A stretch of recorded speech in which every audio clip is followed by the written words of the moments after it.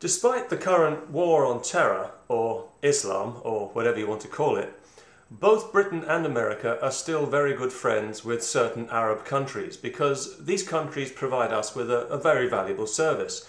They allow us to send people we don't like to their countries to be tortured legally, and that way we're not doing anything morally wrong. One of these countries is the Kingdom of Saudi Arabia, which is well known as an exclusively Islamic country. None of this multi-faith nonsense for them. In fact, it's against the law even to preach Christianity in Saudi Arabia, and the penalty is death. Well, that would certainly put a stop to it, so let's not dismiss it out of hand. This is because they subscribe to Sharia law, which is of course the Islamic legal code, which has been designed to put the fear of God into men and to put the fear of men into women, it seems to me, particularly the fear of men with beards into women. But there's an irony here, because everybody knows that Muslims don't drink alcohol. They won't have a drink, not even at Christmas. And yet Sharia law has a lot in common with the Campaign for Real Ale. Both were devised by men with beards for the benefit of men with beards. The big difference, of course, is that the Campaign for Real Ale doesn't have women stoned to death for no reason. And a very good thing too. After all, somebody's got to work the bar, and then somebody's got to drive afterwards. Well done, lads. That's using the brain. Congratulations on that one.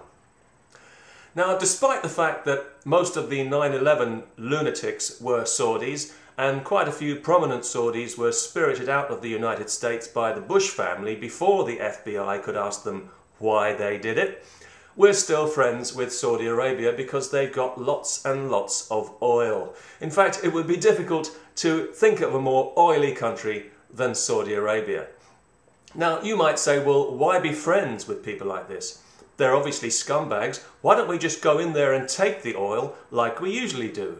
But you see, if we did that, then they wouldn't buy any more weapons from us, and then our whole economy would probably collapse.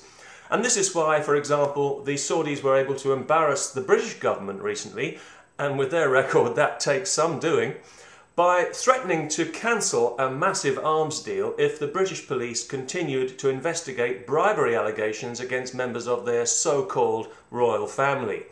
Naturally, our government caved into these threats like a paper cup because apparently it's in our country's interests to brown-nose a bunch of sleazy medieval gangsters, which, in my opinion, makes us almost as creepy as the Bush family.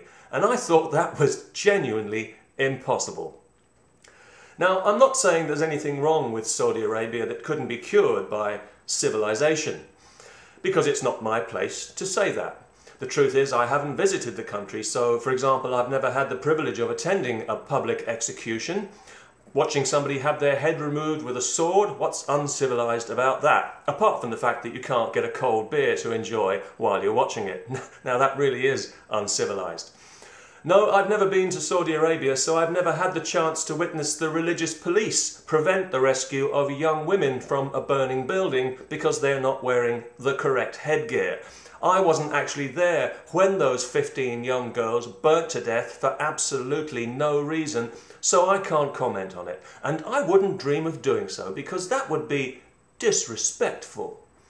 And anyway, just because Saudi Arabia is single-handedly responsible for the poisonous Wahhabi brand of fundamentalist Islam that's plagued this planet like the AIDS virus for the past few decades, and just because Saudi Arabia finances all the murderous madrasas in Pakistan where the London bombers learned their godless ideology, that doesn't mean that I've got anything against the place or its rulers.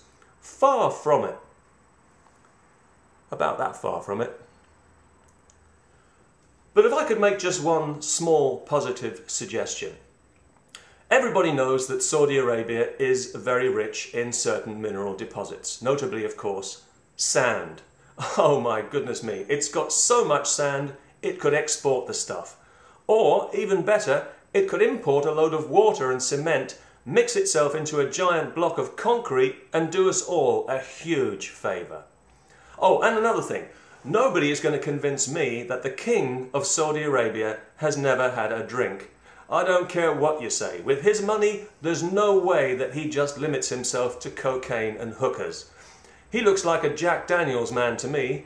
Obviously I can't prove that statement, but then we all know that you don't need proof when you've got faith. Peace. You know it makes sense.